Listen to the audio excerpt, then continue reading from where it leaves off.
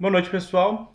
Como eu comentei no último vídeo, eu comecei a rodando o processo ano por ano, certo? Ou seja, eu pegava o dado de uso do solo de 85, rodava o modelo que eu criei, fazia o processo de recorte, vetorização, depois recortava de novo e fazia interseção com os dados das unidades de conservação. Ou seja, tinha o uso do solo do mapa biomas, tinha os dados das unidades de conservação que eu peguei lá no Cadastro Nacional de Unidades de Conservação, o SNUC, fazia uma interseção entre esses dois dados e gerava o resultado, unidade de conservação por unidade de conservação.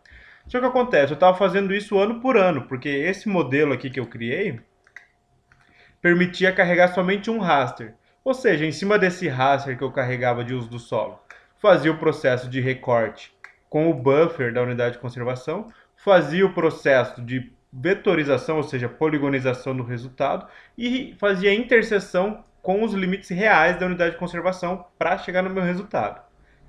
Isso que acontece. Esse modelo aqui, ele funciona. Eu poderia até parametrizar e adicionar mais raça, mas seria muito trabalhoso, porque eu teria que fazer linha por linha na hora de editar. Então o que eu fiz? Baseado nesse aqui, ó, eu gerei esse outro modelo. Deixa eu mostrar para vocês aqui. Ó, pode ver que ele é um pouquinho mais complexo. Aqui, ó. Deixa eu só arrastar e mostrar para vocês. Os processos que eu faço, pessoal, são os mesmos, ó. Só que ao invés de carregar somente um raster para um ano de uso do solo, ou seja, 1985, eu posso carregar 6 rasters nesse modelo aqui, ó. Eu poderia até fazer com mais, 7, 8, 9, 10 ou mesmo os 34 anos. Só que daí demoraria muito para eu ficar parametrizando isso e executar. E também o processo demoraria muito para rodar no meu notebook. Então, o que eu fiz? Eu fiz de 6 em 6 anos e aliado a esse modelo, pessoal, eu fiz um controle de planilha aqui, bem simples. Eu fazia o processo para os 6 primeiros anos aqui, ou seja, 85 a 80, a 90, 6 anos. Aqui também, de 1 a 91 a 96, 6 anos. 97 a 2002, 6 anos. Ou seja, esses 6 anos que eu digo aqui são os raster que eu faço o input aqui, beleza? Como funcionou esse modelo aqui? Eu fiz uma outra alteração, ó. Lembra que lá naquele outro modelo que eu executava, que eu criei, eu carrego o raster, correto? Carrego a unidade de conservação, o limite com o buffer, e carrego a unidade de conservação individual. Só que esses processos aqui, ó, que eu faço, ó, o recorte do uso do solo do map biomas e a unidade de conservação, com o buffer, quando eu fazia o recorte, eu salvava um output aqui, ó. E eu tinha, quando eu executava o modelo, eu tenho que definir um diretório para esse output. A mesma coisa aqui, ó. Quando eu faço a vetorização desse resultado, eu também tinha que salvar na pasta.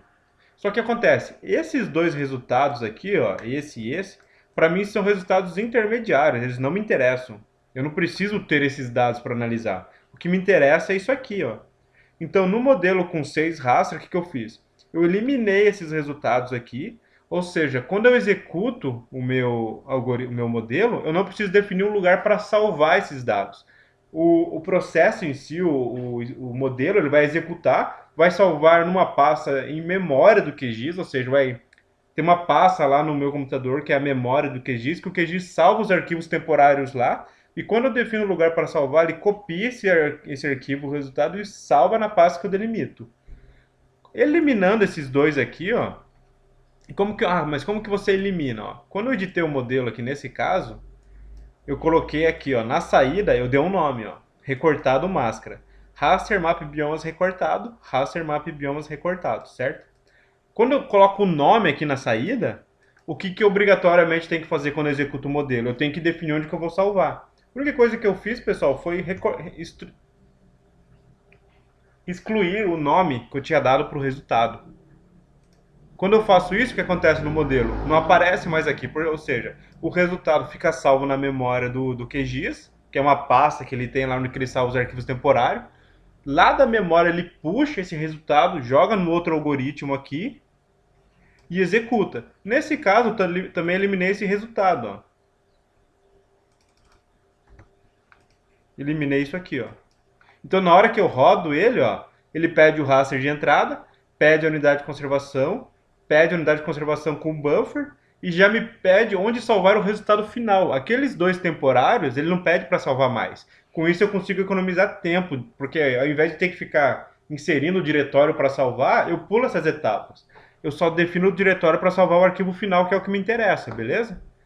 Então, baseado nessas modificações, eu implementei esse outro modelo aqui, ó, que eu mostrei no começo para vocês.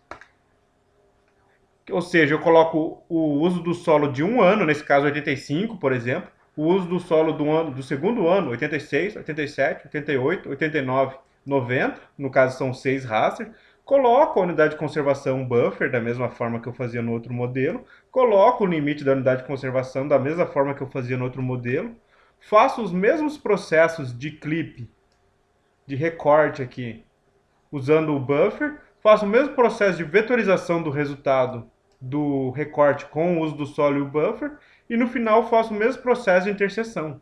Só que com isso eu consigo gerar, ó, 6 resultados ao mesmo tempo. Então, se eu executo o modelo, qual que seria o cenário? Eu colocaria o raster 1, raster 2, raster 3, raster 4, raster 5, raster 6. As unidades de conservação com o buffer, porque elas são as mesmas para todos os rasters, não importa. E os limites das unidades de conservação, que são os mesmos. E eu só preciso definir o lugar de saída aqui, ó, o resultado do uso do solo, que são essas pastas aqui, ó, que já são os resultados finais.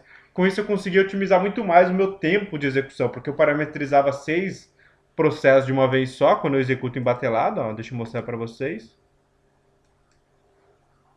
Ó, eu insiro os 6 raster, 2, 3, 4, 5, 6 raster aqui, insiro as unidades de conservação com buffer, insiro as unidades de conservação sem o buffer aqui, ó, nesse caso, e aqui eu já coloco o resultado para o ano de 85, por exemplo, para o ano de 86, para o ano de 87, 88, 89 e 90.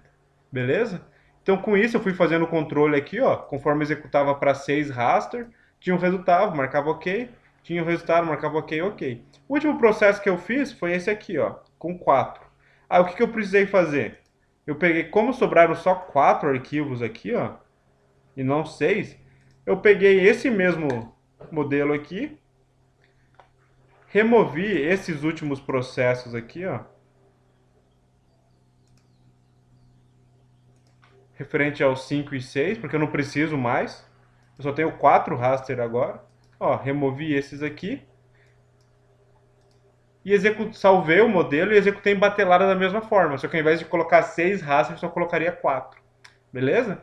Com isso, eu economizei muito tempo de processo. E daí, no final de tudo, eu cheguei no resultado aqui, ó. Eu tenho uso do solo para cada ano.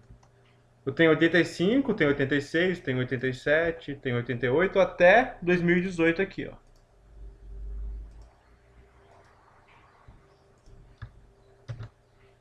202. Ah, mas o que me interessa isso agora? Agora, pessoal, o que eu vou fazer?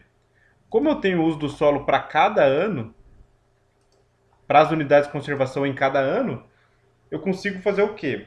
Lembra que eu fiz o split, eu tenho 202 shapefiles? O que eu vou fazer agora? Eu vou pegar todos os arquivos shapefile aqui referente a 85, vou unificar eles num vetor só, vou fazer a mesma coisa para 86, mesma coisa para 87, mesma coisa para 88, assim sucessivamente. Ou seja, no final eu vou ter 34 arquivos vetoriais, um para cada ano. Um contendo as unidades de conservação de 85 com a classe de uso do solo de 85, outro contendo as unidades de conservação de 86 com as classes de uso do solo, e assim sucessivamente. Beleza? Então no próximo vídeo eu vou mostrar esse processo para vocês de unificação para o ano de 85, que eu vou carregar todos os shapefiles no meu QGIS e vou executar um processo de union ali. Aí depois, tendo o resultado final ali do ano de 85, eu vou subir esse resultado para o banco, e a partir do meu banco eu vou consumir ele para gerar algumas tabelas que eu possa plotar gráficos e analisar a classe de uso do solo, beleza? Então no próximo vídeo eu resgato isso para vocês. Muito obrigado, pessoal, e aquele abraço.